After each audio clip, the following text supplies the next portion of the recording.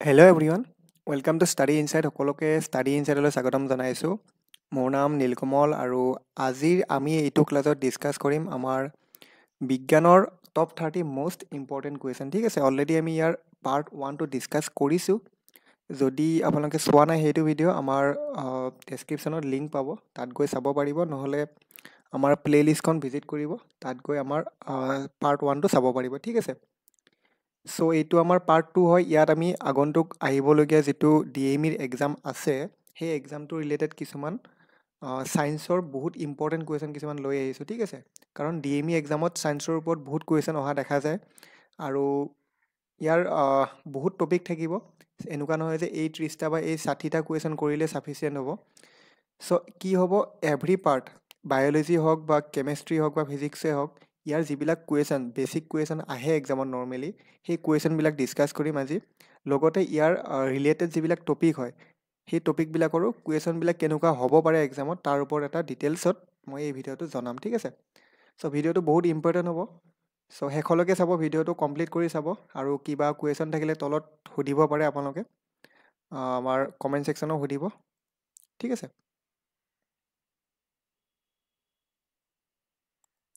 চাব প্ৰথম কুৱেশ্যনটো চাব, কি দিয়া আছে। What is the process by which plants make their food using sunlight. So' সূৰ্যৰ পোহৰ ব্যৱহাৰ কৰি উদ্ভিদে কি প্ৰক্ৰিয়াৰে খাদ্য প্ৰস্তুত কৰে। চ' বহুত ইজি কুৱেশ্যন হয়, বাট এনেকুৱা ধৰণৰ কুৱেশ্যনে এক্সামত অহা দেখা যায়। ঠিক আছে, তো 4টা অপশ্যন দিয়া আছে: ফটোচিনথেচিছ, ৰেছপিৰেশ্যন, ফাৰ্মেণ্টেশ্যন এণ্ড ট্ৰেন্সপাইৰেশ্যন। ঠিক আছে, চ' কোনটো হ'ব কাৰেক্ট এনচাৰ? চ' উদ্ভিদে সূৰ্যৰ পোহৰ ব্যৱহাৰ কৰি খাদ্য প্ৰস্তুত কৰা যিটো প্ৰক্ৰিয়া, সেইটো কি বুলি কোৱা যায়? আমি সকলোৱে জানো সেইটোক সালোক সংশ্লেষণ বা ফটোচিনথেচিছ বুলি জনা যায়। ঠিক আছে, তো ফটোচিনথেচিছ অপশ্যন নম্বৰ এ কাৰেক্ট হ'ব। ঠিক আছে, অপশ্যন এ কাৰেক্ট হ'ব। তো ফটোচিনথেচিছ কেনেকুৱা হয়? ছাপ'জ মই এটা ইয়াত এক্সাম্পল এটা দিছোঁ।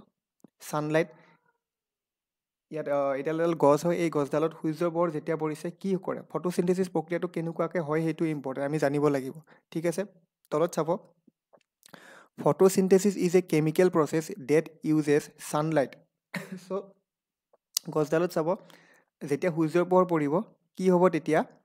Sunlight to convert water and carbon dioxide into oxygen and carbohydrate. চ' কি কৰে বুলি ক'লে, সূৰ্যৰ পোহৰ যেতিয়া গছডালত পৰিব, তেতিয়া সেই সূৰ্যৰ পোহৰ ব্যৱহাৰ কৰি কি কৰিব? পানী আৰু কাৰ্বন ডাই অক্সাইডক কি কৰিব? অক্সিজেন আৰু কাৰ্বহাইড্ৰেটলৈ ৰূপান্তৰ কৰিব। ঠিক আছে, চ' এই প্ৰক্ৰিয়াটোক আমি ফটোচিনথেচিছ বুলি ক'ম। অ'কে, বুজি পাইছা? কি হ'ব? সূৰ্যৰ পোহৰ ইউজ কৰি আমাৰ পানী আৰু কাৰ্বন ডাই অক্সাইড যিটো উদ্ভিদে লয় একচুৱেলি, চ' সেই কাৰ্বন ডাই অক্সাইডক কি কৰিব? অক্সিজেন আৰু কাৰ্বহাইড্ৰেটলৈ ৰূপান্তৰ কৰিব। ঠিক আছে, এইটোকে ফটোচিনথেচিছ বুলি কয়। It happens in plants, algae and some bacteria. So' কিছুমান বেক্টেৰিয়াটো ফটোচিনথেচিছ হয়, লগতে গছ গছনি, এলগি, এইবিলাকত ফটোচিনথেচিছ প্ৰক্ৰিয়া হয়। ঠিক আছে,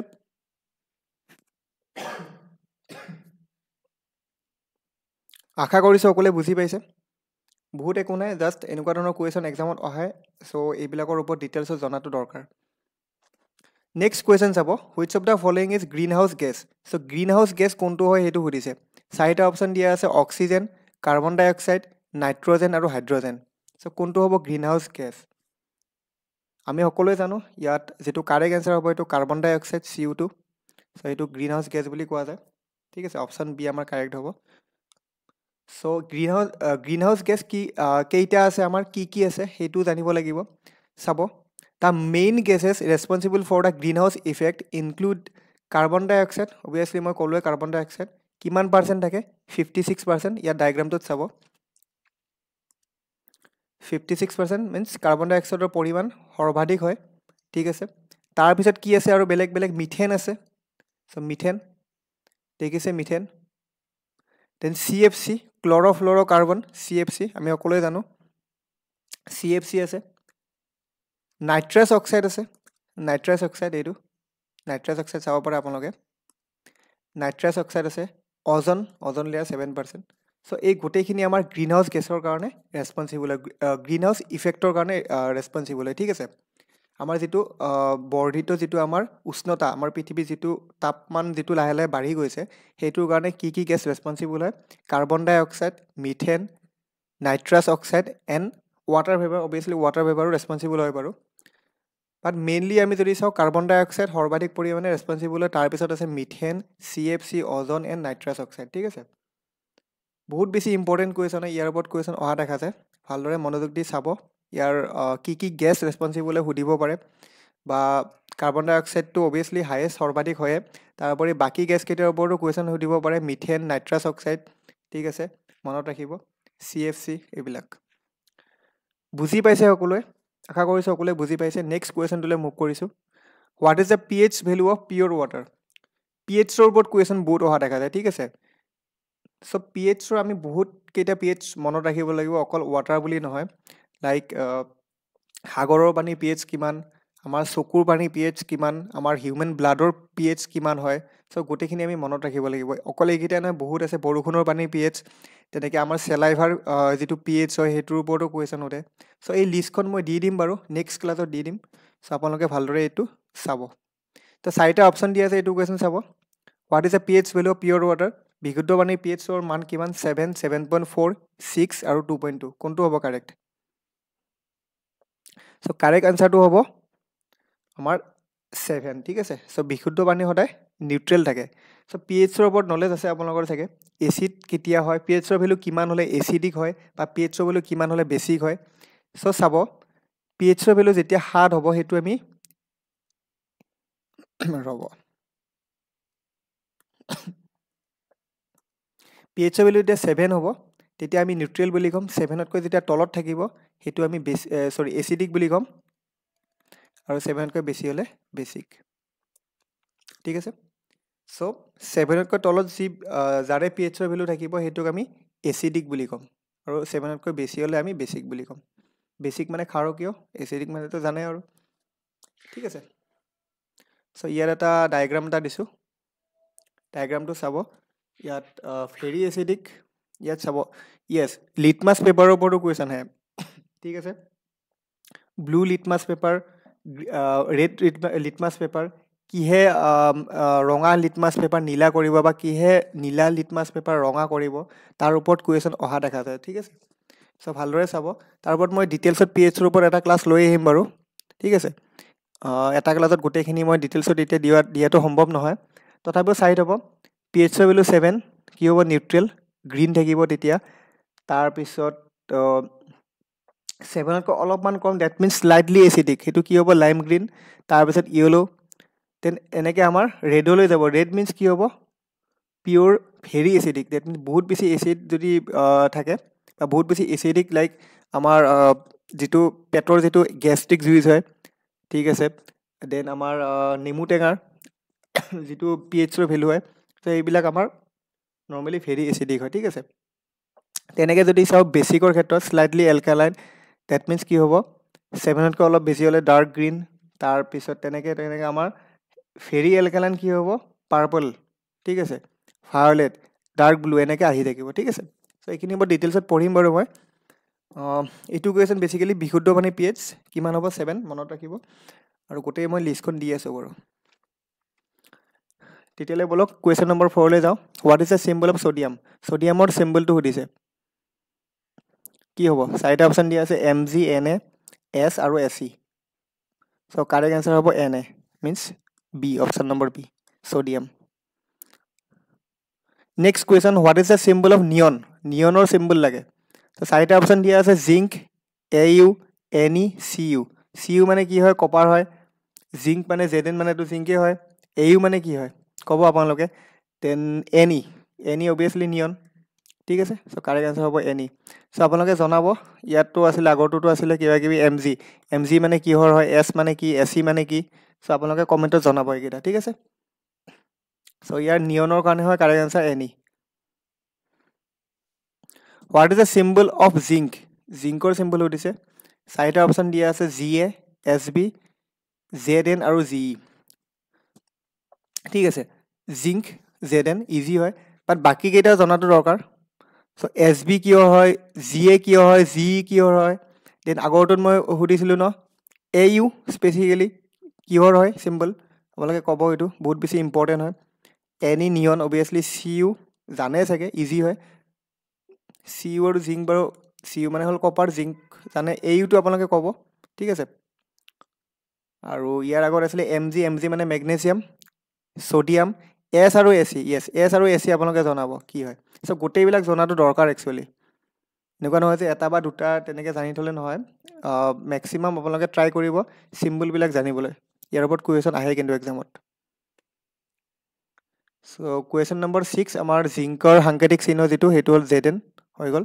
নেক্সট চাব question number 7, what is the following part, which of the following part of the sun is visible to human. ছানৰ সূৰ্যৰ কোনটো পাৰ্ট আমি মানুহে দেখা পাওঁ বা মানুহৰ চকুৰে ভিজিবল হয়। 4টা অপশ্যন দিয়া আছে, ফটোস্ফিয়াৰ, কৰ'না, ক্ৰমস্ফিয়াৰ আৰু ক'ৰ। তো কোনটো হ'ব কাৰেক্ট এনচাৰ?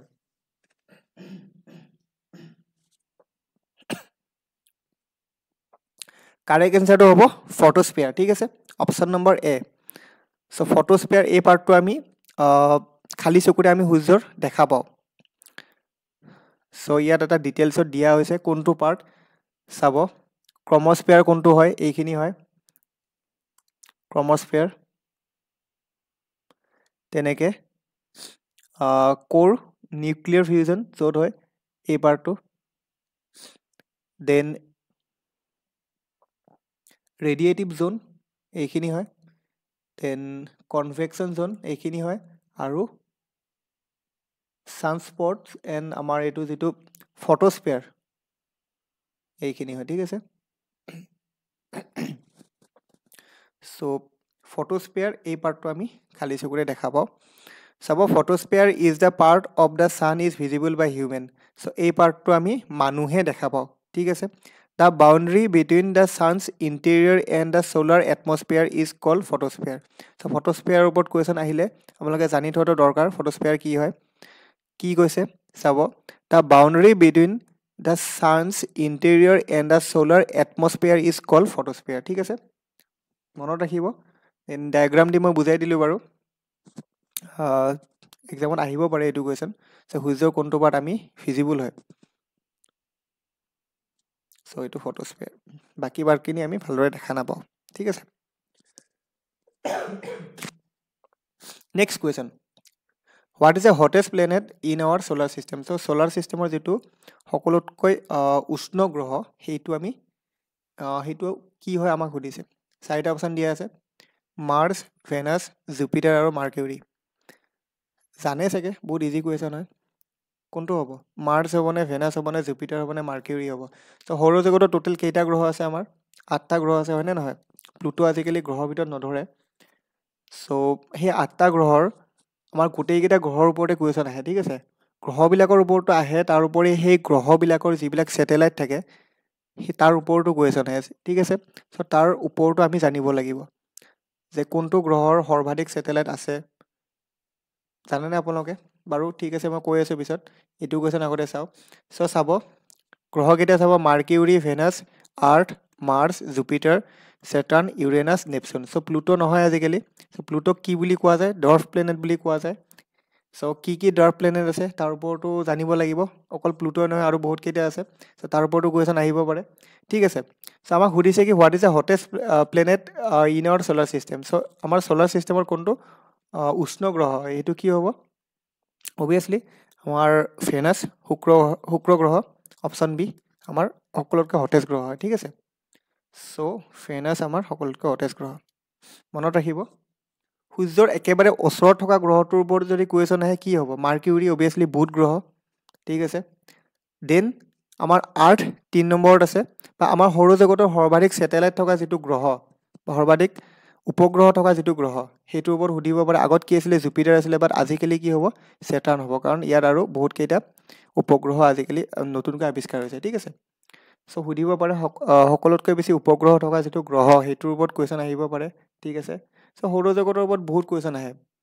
চ' তাৰ ওপৰত মই দিম বাৰু ডিটেইলছত, আজি এইটো ক্লাছত ইমান ডিটেইলছত আনিব পৰা নাই, ঠিক আছে। নেক্সট কুৱেশ্যন চাব, what is the largest planet in our solar system. আহি গ'ল কুৱেশ্যন আৰু এটা। চাৰিটা অপশ্যন দিয়া আছে মাৰ্চ, ভেনাছ, জুপিটাৰ আৰু মাৰ্কিউৰি। সকলোতকৈ ডাঙৰ গ্ৰহ চাব, আগত মই ফটো এটা দিছিলোঁ,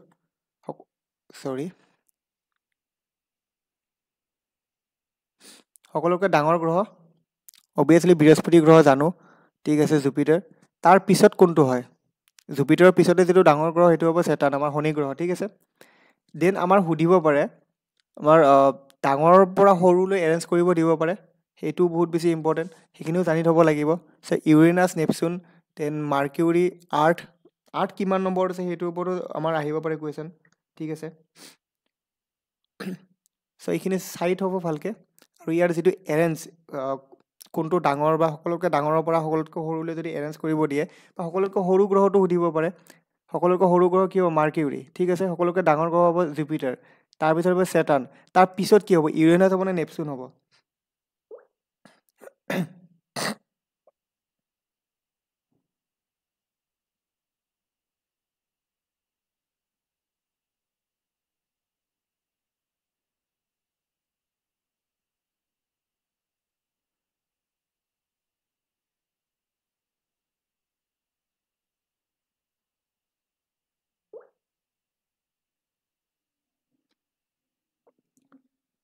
সকলোতকৈ ডাঙৰ অবভিয়াছলি জুপিটাৰ, ঠিক আছে, তাৰপিছত ছেটাৰ্ণ হ'ব। দেন 3 নম্বৰত ইউৰেনাছ আহিবনে নেপচুন আহিবনে আমাৰ আৰ্থ আহিব? 3 নম্বৰত আমাৰ আহিব ইউৰেনাছ, তাৰপিছত আহিব আমাৰ নেপটিউন, দেন 5 নম্বৰত আমাৰ আহিব আৰ্থ, ঠিক আছে। প্ৰথমতে মই যদি দিওঁ, জুপিটাৰ আহিব, তাৰপিছত কি আহিব? ছেটাৰ্ণ আহিব, তাৰপিছত কি আহিব? ইউৰেনাছ এণ্ড নেপচুন, ঠিক আছে। তাৰপিছত 5 নম্বৰত কি আহিব? আমাৰ আৰ্থ আহিব, ঠিক আছে। আৰ্থৰ পিছত কি আহিব? শুক্ৰ গ্ৰহ, ভেনাছ, তাৰপিছত আহিব মাৰ্চ, এণ্ড একেবাৰে শেষত আহিব মাৰ্কিউৰি, ঠিক আছে। এই অৰ্ডাৰটো মনত ৰাখিব। জুপিটাৰ সকলোতকৈ ডাঙৰ, আৰু সকলোতকৈ বেছি উপগ্ৰহ কাৰ আছে? শনি গ্ৰহৰ আছে, এইটো আহিব পাৰে। আৰু গোটেই গ্ৰহবিলাকৰ উপগ্ৰহবিলাক চাব, ঠিক আছে। মই ডিটেইলছত দিম বাৰু পিছত ভালকৈ। Jupiter, Saturn, Uranus, Neptune, Earth, then আমাৰ আহিলে 5 নম্বৰত আহিব আমাৰ Venus, then Mercury, Mars, and একদম শেষত আহিব মাৰ্কিউৰি, ঠিক আছে। মাৰ্চ আহিব আৰু মাৰ্কিউৰি। নেক্সট কুৱেশ্যন কি হৈছিলে? লাৰ্জেষ্ট প্লেনেট, অবভিয়াছলি ডিছকাছ কৰিলে, জুপিটাৰ হ'ব, ঠিক আছে। নাও কুৱেশ্যন নম্বৰ 10লৈ যাওঁ। What is the time taken by the light of the sun to reach the earth? Okay, সূৰ্যৰ পোহৰ পৃথিৱীত উপনীত হ'বলৈ কিমান সময় লয়? 4টা অপশ্যন দিয়া আছে, 8 মিনিট, 9 মিনিট, 7 মিনিট, 16 ছেকেণ্ড আৰু 8 মিনিট 20 ছেকেণ্ড। কি হ'ব কাৰেক্ট এনচাৰ? ইয়াৰ কাৰেক্ট এনচাৰটো হ'ব অপশ্যন নম্বৰ ডি, ঠিক আছে, 8 মিনিট 20 ছেকেণ্ড।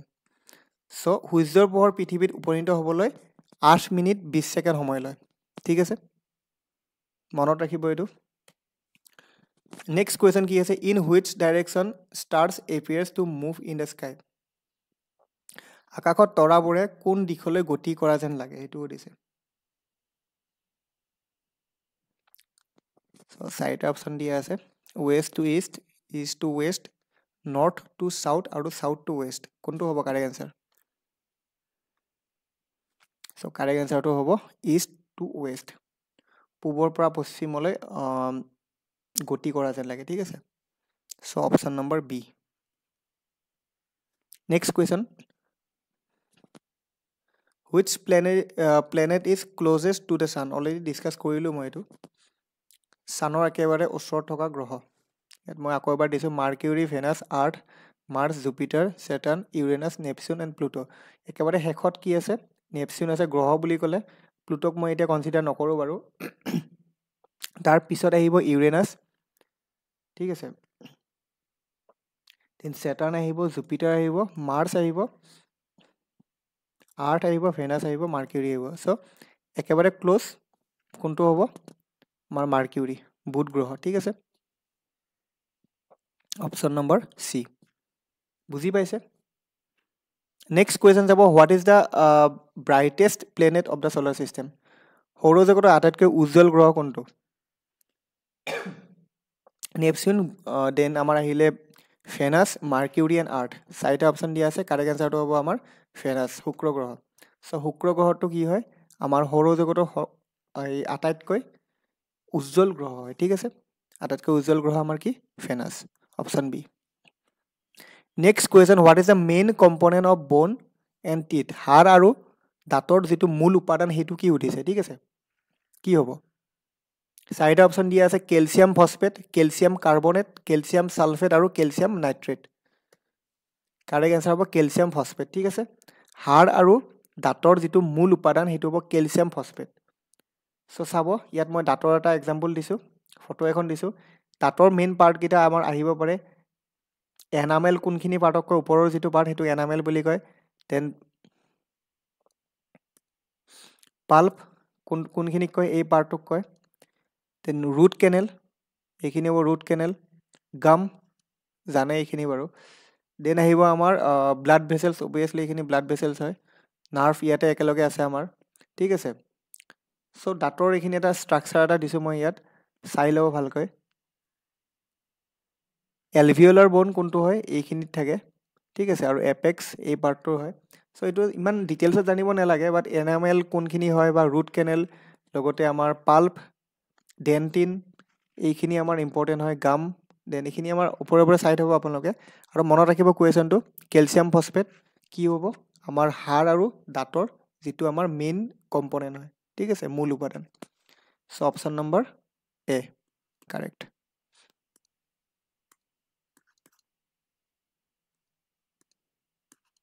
ঠিক আছে কুৱেশ্যন নম্বৰ 14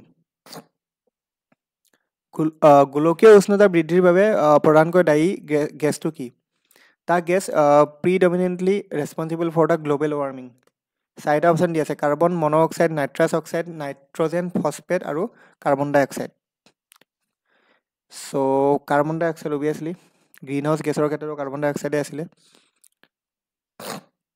চ' কাৰ্বন ডাই অক্সাইড কি হ'ব এই আমাৰ যিটো গ্ল'বেল ৱাৰ্মিং গোলকীয় উষ্ণতা বৃদ্ধিৰ কাৰণে মেইন ৰেছপনচিবল গেছ আমাৰ কাৰ্বন ডাই অক্সাইড ঠিক আছে চ' কাৰ্বন ডাই অক্সাইড যিমানে বাঢ়িব গ্ৰীণ হাউচ আমাৰ যিটো গোলকীয় উষ্ণতা সিমানে বাঢ়িব ঠিক আছে আমাৰ পৃথিৱীত হিট সিমানে বাঢ়িব চ' কাৰ্বন ডাই অক্সাইড যিমান পাৰি আমি ইয়াৰ কণ্ট্ৰলৰ ক্ষেত্ৰত আমি গুৰুত্ব দিব লাগে ঠিক আছে মনত ৰাখিব নেক্সট কুৱেশ্যন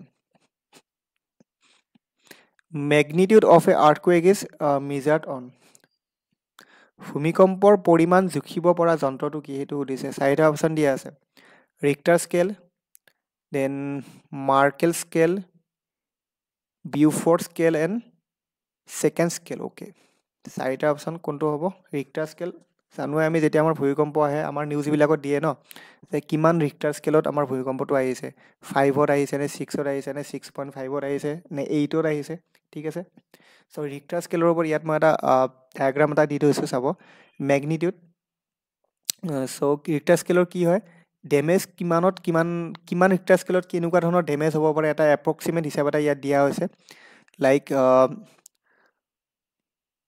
নৰ্মেলি 0, 1 এইবিলাকত আমাৰ ফেল্ট নহয় আমাৰ তেনেকুৱা আমি গম নাপাওঁ যে ভূমিকম্প আহিছে যেতিয়া আমাৰ 4ৰ পৰা আৰম্ভ 3ৰ পিছত যেতিয়া আমাৰ 4 হয় তেতিয়া এইটো মাইনৰ বুলি কওঁ তেনে 5ত আমি স্মল বুলি কওঁ বাট সৰু সুৰা ডেমেজ হয় যেনেকৈ আমাৰ ৰিচেণ্টলি হৈ গ'ল আমাৰ 5 ৰিক্টাৰ স্কেলত ভূমিকম্প এটা অসমত হৈ গৈছে চ' সৰু সুৰা ডেমেজ হৈছে মেজৰ তেনেকুৱা একো হোৱা নাই বাট লাহে লাহে যেতিয়া ডাঙৰ হ'ব লাইক 6 বা 6.5 বা 7 তেতিয়া আমাৰ ডেমেজবিলাক সিমানেই বেছি বাঢ়িব ধৰিব ঠিক আছে চ' 8ৰ প্ৰবলেমৰ ভূমিকম্প অলৰেডি অসমত আহি গৈছে 1950 চনত আহিছিলে 8ৰ ওপৰতে আহিছিলে তাৰ আগতো আহিছিলে 1898 চন 1898ত এটা আহিছিলে চ' সেইবিলাক ডাঙৰ ডাঙৰ ভূমিকম্প আছিলে য'ত আমাৰ ইয়াৰ ৰিক্টাৰ স্কেল 8ৰ ওপৰত আছিলে আৰু তেতিয়া আমাৰ যিবিলাক ডেমেজ হৈছিলে বহুত বেছি ক্ষয়ক্ষতি হৈছিলে ঠিক আছে চ' মনত ৰাখিব কেনেকুৱা ধৰণৰ ৰিক্টাৰ স্কেলত কেনেকুৱা ধৰণে আমি মেজাৰ কৰোঁ যে কিমান ৰিক্টাৰ স্কেলত কেনেকুৱা ধৰণৰ ডেমেজ হ'ব পাৰে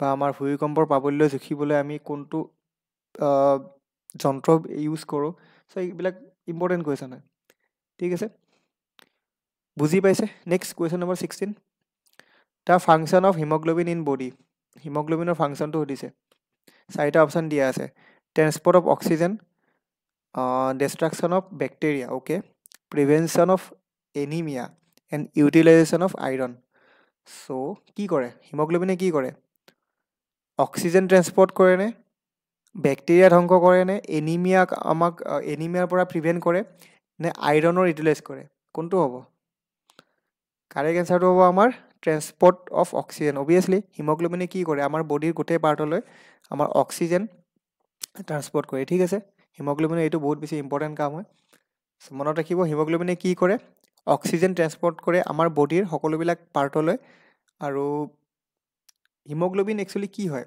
সেইটোৰ ওপৰতো আহিব পাৰে হিমগ্ল'বিনত কি থাকে সেইটো আহিব পাৰে কোনটো ধাতু থাকে চ' হিমগ্ল'বিন এটা প্ৰ'টিন হয় আৰু ইয়াত আমাৰ নৰ্মেলি আইৰণ থাকে চ' ইয়াৰ ওপৰত কুৱেশ্যন আহি গৈছে কিন্তু ডিটেইলছত চাব next question which organ of the human body never rest okay কেতিয়াও নুশুৱে মানৱ শৰীৰৰ কোনটো অংগই কেতিয়াও জিৰণি নলয় চাৰিটা অপশ্যন দিয়া আছে ice arts years liver and heart কোনটো হ'ব অবভিয়াছলি হাৰ্ট আমাৰ কেতিয়াও বন্ধ নহয় যদি হাৰ্ট বন্ধ হৈ যায় তেতিয়াহ'লেচোন আমি মৰি যাব লাগিব ঠিক আছে চ' হাৰ্ট আমাৰ কাৰেক্ট এনচাৰ চ' চাব হিউমেন বডিৰ ওপৰত বহুত কুৱেশ্যন আহে হিউমেন বডি আমাৰ বনছৰ ওপৰত কুৱেশ্যন আহিব ঠিক আছে ইম্পৰ্টেণ্ট অৰ্গেনছবিলাক লাৰ্জেষ্ট অৰ্গেন কোনটো হয় largest internal organ largest external organ তাৰ ওপৰত চাব ভালকৈ এণ্ডক্ৰাইন গ্লেণ্ড এক্সক্ৰাইন গ্লেণ্ড তাৰ ওপৰত চাব ঠিক আছে কিডনী লিভাৰ এইবিলাকৰ ফাংচন অলপ চাব হাৰ্টৰ ফাংচন চাব ঠিক আছে দেন আমাৰ R B C W B C এইবিলাকৰ কাম চাব প্লেটলেটছ মই কুৱেশ্যন আনিম বাৰু ইয়াৰ ওপৰত ডিটেইলছত ভালকৈ চ' বহুত বেছি ইম্পৰ্টেণ্ট হিউমেন বডিৰ পৰা বহুত বেছি কুৱেশ্যন অহা দেখা যায় এক্সামত লগতে আমাৰ হিউমেন বডিৰ বাহিৰে যদি চাওঁ আমাৰ চায়েন্স জিকেট normally chemistry question metals and non metal বহুত বেছি ইম্পৰ্টেণ্ট পাৰ্ট হয় মেটেলছ এণ্ড নন মেটেলৰ ওপৰত কুৱেশ্যন আহিবই ঠিক আছে তাৰপিছত যদি আমি চাওঁ আমাৰ বটানী জুলজি মেইনলি বটানীৰ ওপৰত কুৱেশ্যন আহে লাইক এলগি হওক বা প্লেণ্টছৰ ওপৰত কুৱেশ্যন আহে লাইক সালোক সংশ্লেষণৰ মই কথা আজি ডিছকাছ কৰিলোৱে চ' তাৰ ওপৰত ভালদৰে চাব চ' এইখিনি বাট ইম্পৰ্টেণ্ট হয় চাফিচিয়েণ্ট হয় ভালদৰে পঢ়িব ঠিক আছে যেনেকৈ এইটো কুৱেশ্যন আহিলে আমাৰ which organ of the human body never rest heart so' এনেকুৱা ধৰণৰ কুৱেশ্যন অহা দেখা যায় এক্সামত আৰু আহিবই নেক্সট এনেকুৱা নহয় যে নাহিব এনেকুৱা ধৰণৰ কুৱেশ্যনে আহিব বাট ভালদৰে পঢ়িব ৰিভাইজ কৰিব তেতিয়া আপোনালোকে কুৱেশ্যন কৰিব পাৰিব এক্সামত how many bones are present in human ears obviously human ears মানুহৰ কাণত কেইডাল হাড় থাকে চাব চাৰিটা অপশ্যন দিয়া আছে 6, 8, 3 আৰু 4 চ' কাৰেক্ট এনচাৰটো কি হ'ব চাব ইয়াতে ডায়েগ্ৰাম দিছোঁ মানুহৰ কাণৰ এই পাৰ্টটোক কি কয় চাব কাণৰ একচুৱেলি 3টা পাৰ্ট থাকে এই পাৰ্টটোক আমি কি ক'ম আউটাৰ ইয়াৰ ঠিক আছে আউটাৰ ইয়াৰ যিটো আমাৰ কাণৰ পৰ্দালৈ যিখিনি পাৰ্ট সেইখিনি আমি আউটাৰ ইয়াৰ বুলি কওঁ ঠিক আছে তাৰ পিছত এটা আহে মিডিল ইয়াৰ য'ত আমাৰ কাণৰ কেতিয়াবা ইনফেকশ্যন হ'লে আমি গম পাওঁ যে কাণৰ পৰ্দাৰ পিছৰ পাৰ্টটো টিল ককলিয়াৰ ঠিক আছে এই পাৰ্টটোক আমি মিডিল ইয়াৰ বুলি কওঁ ইয়াত আমাৰ 3ডাল বন থাকে ঠিক আছে কাণৰ মিডিল ইয়াৰত 3ডাল বন থাকে মিলাছ ইনকাছ আৰু ষ্টেপছ ঠিক আছে আৰু এই ষ্টেপছডাল কি হয় আমাৰ বডিৰ আটাইতকৈ যিডাল সৰু হাড় সেইডাল হ'ব ষ্টেপছ ঠিক আছে আৰু মিডিল ইয়াৰত থাকিব আৰু শেষৰ ফালে থাকিব একদম যিটো ব্ৰেইনৰ লগত কানেক্ট হৈ থাকে সেই পাৰ্টটো হ'ল আমাৰ ইনাৰ ইয়াৰ যদি ইনাৰ ইয়াৰত কি হয় আমাৰ যিবিলাক হিয়াৰিং নাৰ্ভছ থাকে এইবিলাক আমাৰ ইনাৰ ইয়াৰত থাকে ককলিয়া থাকে ঠিক আছে চ' বহুত বেছি ইম্পৰ্টেণ্ট পাৰ্ট হয় ইনাৰ ইয়াৰটো তাত আমাৰ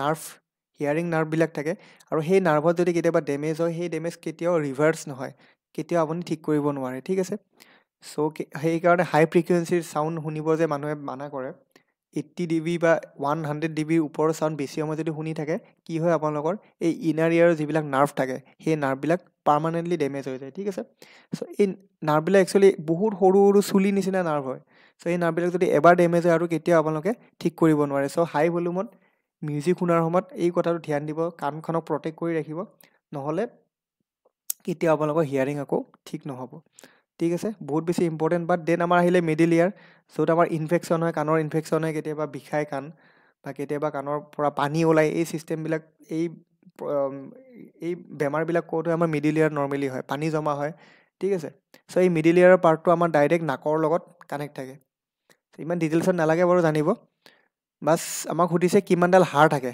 চ' মানুহৰ কাণত এখন কাণত 3ডাল হাড় থাকে হয়নে নহয় এখন কাণত 3ডালকৈ থাকে এই 3ডাল চ' দুখন কাণ মিলি কি হ'ব 6ডাল হ'ব ঠিক আছে চ' টোটেল হাড় যদি সোধে 2খন কাণ মিলি 6ডাল, আৰু যদি সোধে এখন কাণত কেইডাল হাড় থাকে 3ডাল হ'ব, ঠিক আছে।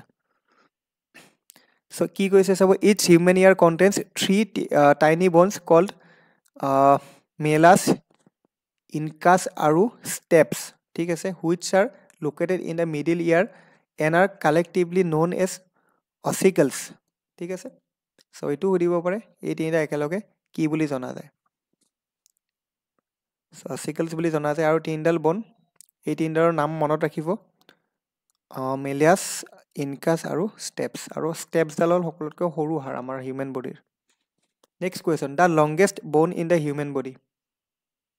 4টা অপশ্যন দিয়া আছে, আলনা, টিবিয়া, ফিমাৰ আৰু হিউমাৰাছ। হিউমাৰাছ, অ'কে। কোনডাল আমাৰ আটাইতকৈ দীঘল হাড় হয়? ইয়াত ডায়েগ্ৰামটো চাব,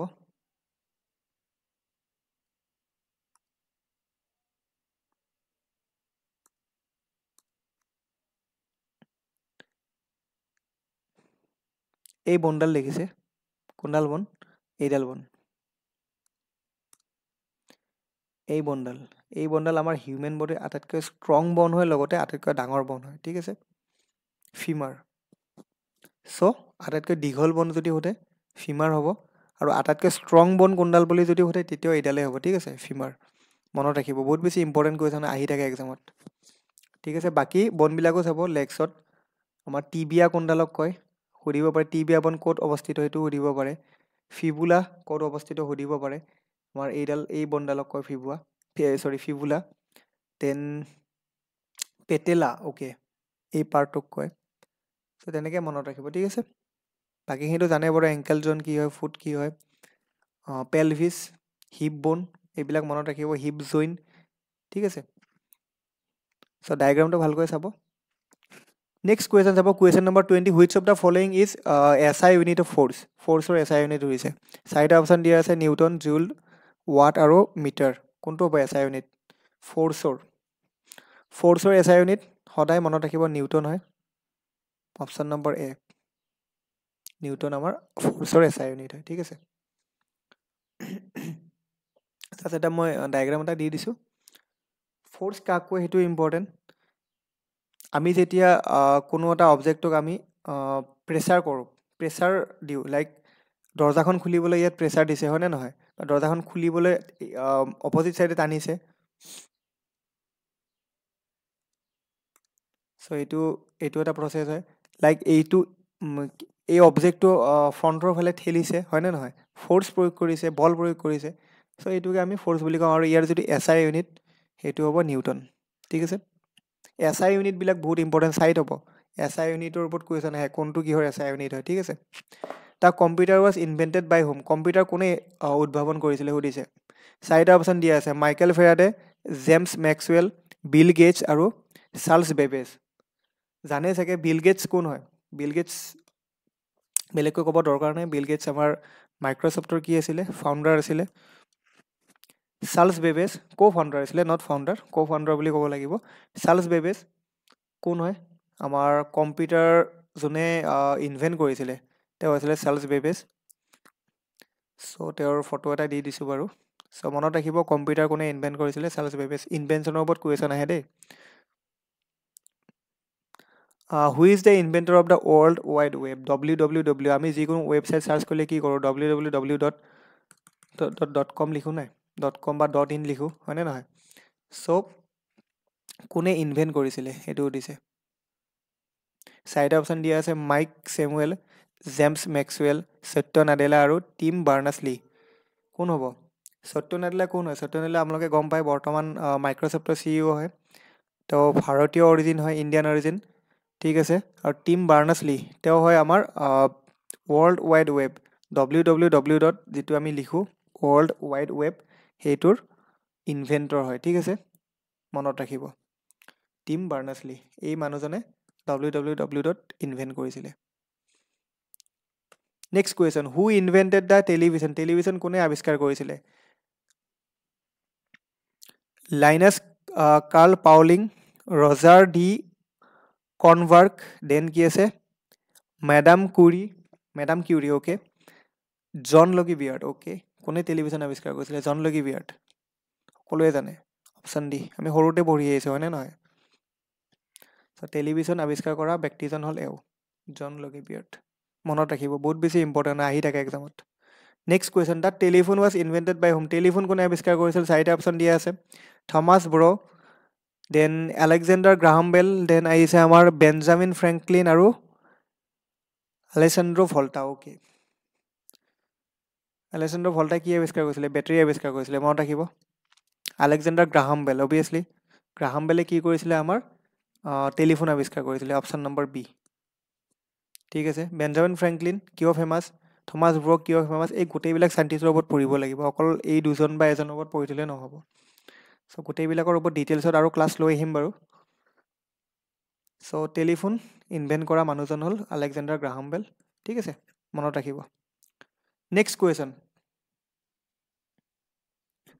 what is the P H value of ব্লাডৰ পি এইচ ভেলু কিমান সেইটো সুধিছে মই কৈছিলোঁ ন পি এইচ ভেলু বহুত বেছি ইম্পৰ্টেণ্ট হয়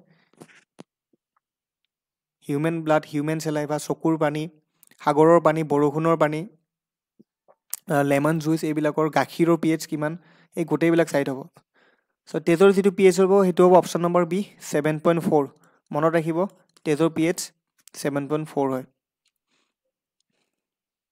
ঠিক আছে ডেট মিনছ কি হ'ব 7.4 মই কি কৈছিলোঁ 7ৰ ওপৰত হ'লে কি হয় শ্লাইটলি আৰম্ভ হয় ন শ্লাইটলি এলকালাইন হয় ডেট মিনছ ক্ষাৰকীয় হয় চ' 7ৰ ওপৰত যোৱা মানে আমাৰ হিউমেন ব্লাড শ্লাইটলি ক্ষাৰকীয় হয় শ্লাইটলি বেছিক হয় আৰু যদি 7ৰ তলত হ'লে তেতিয়াহ'লে কি হ'লে শ্লাইটলি এচিডিক হ'লে ঠিক আছে আৰু হিউমেন ইউৰিনৰ পি এইচটোও সুধিব পাৰে হিউমেন ইউৰিনৰ পি এইচটোও চাই থ'ব পি এইচৰ ৰেঞ্জ কিছুমান থাকে এই ৰেঞ্জবিলাক চাব ঠিক আছে নেক্সট আহিলে question number 26 blood pressure is measured by blood pressure কিহেৰে মেজাৰ কৰা হয় চাৰিটা অপশ্যন দিয়া আছে অক্সেনোমিটাৰ ষ্টেটিস্কোপ থাৰ্মোমিটাৰ আৰু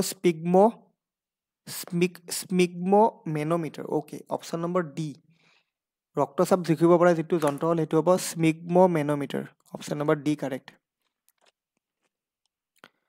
আমি যিহেতু ৰক্তচাপ জোখোঁ ঠিক আছে দেখা পায় ডক্টৰৰ তাত গ'লে আপোনালোকে যেতিয়া ব্লাড প্ৰেছাৰ চেক কৰে তেতিয়া এই যন্ত্ৰটো ইউজ কৰে হয়নে নহয় চ' নৰ্মেল যিটো আমাৰ ব্লাড প্ৰেছাৰৰ ৰেঞ্জ সেইটো সুধিব পাৰে যিটো নৰ্মেল ৰেঞ্জ 80 to 120 আমাৰ ওপৰত থাকিব লাগিব 120 আৰু তলত থাকিব লাগিব আমাৰ 80 চ' সেইটো আমি তেতিয়া নৰ্মেল ব্লাড প্ৰেছাৰ বুলি ক'ম ইয়াতকৈ তলত থাকিলে হ'ব আমাৰ ল' প্ৰেছাৰ আৰু ইয়াতকৈ যদি ওপৰত থাকে আমাৰ হাই প্ৰেছাৰ ঠিক আছে মনত ৰাখিব নৰ্মেল ৰেঞ্জটো সোধে এক্সামত question number 27 which organ produces insulin in the human বডিত ইনচুলিন প্ৰডিউচ কৰা যিটো অৰ্গেন হয় সেইটো কি হয় চাৰিটা অপশ্যন দিয়া আছে কিডনী পেনক্ৰিয়াছ লিভাৰ আৰু হাৰ্ট চ' ইনচুলিন কোনে প্ৰডিউচ কৰে মনত ৰাখিব বহুত বেছি ইম্পৰ্টেণ্ট হয় কিডনীৰ কাম কি কিডনীয়ে ইনচুলিন প্ৰডিউচ নকৰে কিডনীয়ে কি কৰে আমাৰ ব্লাড পিউৰিফাই কৰে ঠিক আছে লিভাৰে কি কৰে লিভাৰে আমাৰ যিটো বাইল জুইচ সেইটো নিঃসৰণ কৰে লগতে বহুত ভিটামিন আমাৰ বিভিন্ন ভিটামিন ষ্ট'ৰ কৰে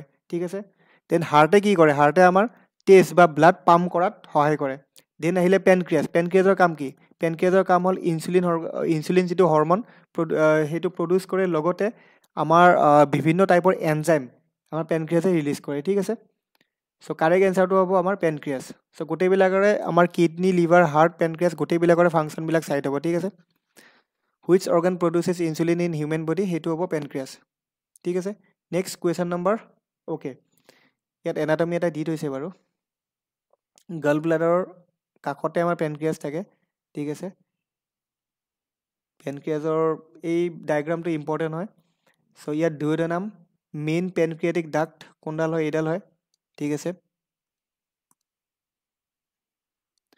দেন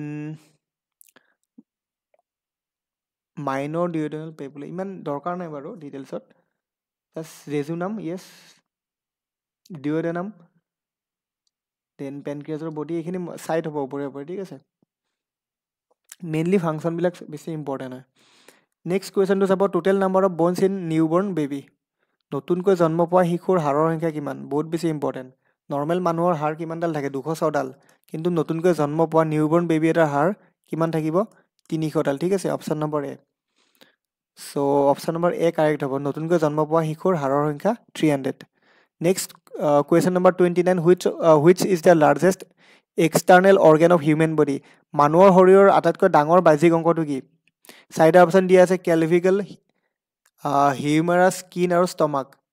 আটাইতকৈ ডাঙৰ যিটো বাহ্যিক অংগ সেইটো হ'ব আমাৰ স্কিন, ঠিক আছে।